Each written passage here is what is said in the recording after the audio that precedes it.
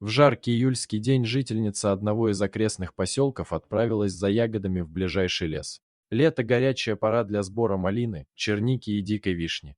Девушка бывала здесь сотни раз и знала эти места, как свои пять пальцев, поэтому она без опаски продвигалась вглубь леса. Когда она собирала ягоды, руку пронзила острая боль, которая с каждой секундой становилась все сильнее. Девушка поняла, что ей становится нехорошо, и связано это с пчелиным укусом.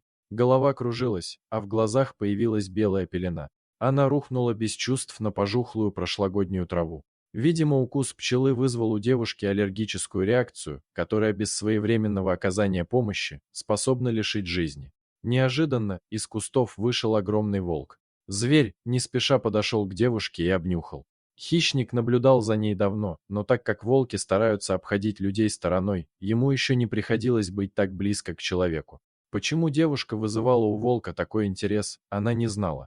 Возможно, зверю нравился ее мелодичный голос, а может, исходящий от нее запах с примесью хлеба и парного молока. В тот момент серого бродягу разбирало любопытство, толкнувшее его на отчаянный шаг. Волку было невдомек, почему девушка лежит неподвижно. Обнюхав ее, хищник пришел к выводу, что она мертва, и поступил так, как поступал при виде погибших сородичей.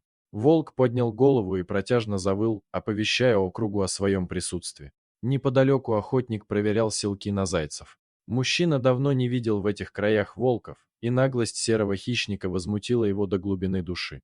Вскинув ружье, охотник поспешил к источнику звука. Обнаружив волка, он взял его на прицел. Поначалу он даже не увидел лежащую в траве девушку, но когда человек подошел ближе, то изумленно охнул и, бросив ружье на землю, подбежал к девушке. Она еще дышала, и ей срочно требовалась помощь. Мужчина, взяв бедняжку на руки, быстрым шагом направился в сторону поселка. К местному фельдшеру охотник успел вовремя. Врач сразу же разобрался, в чем дело, и сделал пострадавший укол, который помог ей остаться в живых. Через пару дней она полностью оправилась от укуса пчелы и чувствовала себя превосходно. Охотник после того случая убрал капканы и засыпал волчьи ямы землей. Волков с тех пор в лесном краю не видели. Трудно сказать, что это было, божий промысел или высшее милосердие. Решать, конечно, вам, друзья, а мы в очередной раз убедились, что чудесам всегда найдется место в нашей жизни. Дорогие зрители, если вам понравилось это видео, то ставьте лайк и подписывайтесь на наш канал. До свидания.